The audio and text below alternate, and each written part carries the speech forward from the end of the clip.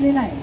तर right to equality जी बाबासाहेबांनी आपल्याला दिलेली आहे, म्हणून आज आपण 134 वर्षानंतर बाबासाहेबांचा जो विजन होता त्या विजनमुळे आज आपण एक सोबत बसू शकतो.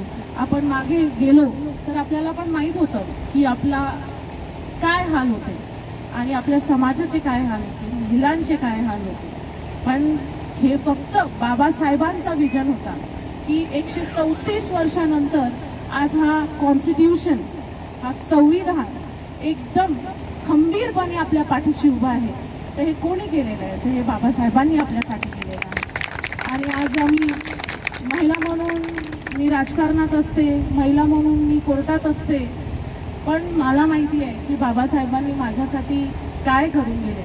म्हणजे प्रत्येक एक सिंगल महिला हिच्यासाठी बाबासाहेबांनी, आपल्या भारताच्या एक महिलासाठी बाबांनी कॉन्स्टिट्यूशनमध्ये त्यांचे राईट्स, त्यांचे लॉज सगळे लिहिलेले आहे. की मी तुम्हाला एक गोष्ट अजून सांगू इच्छिते की आत्ताच एक पुरुषांचा मेळावा घडला आणि त्या मेळाव्यामध्ये त्यांनी असं सांगितलं की महिलांसाठी सगळे प्रोटेक्शन लॉज आहे, पुरुषांसाठी कुठे आहे.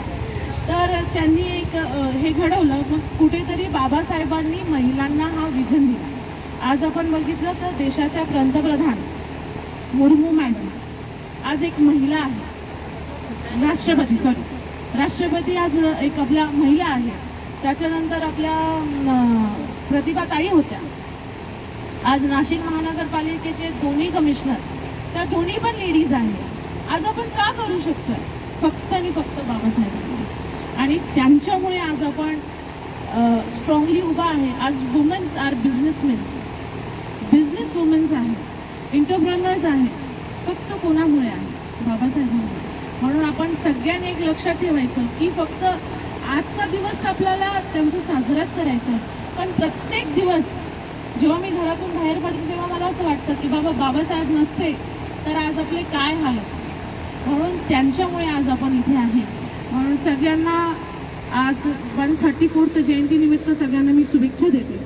आणि भरपूर कार्यक्रम आहे, पुढे जायचं आहे आणि मुलाला पण बरं नाही आहे म्हणून मला थोडी घाई आहे. म्हणून सूर्यवंशी सर, मी तुमची माफी मागते. मी तुमच्या आधी सांगितलं की मला 2 मिनटं बोलू द्या.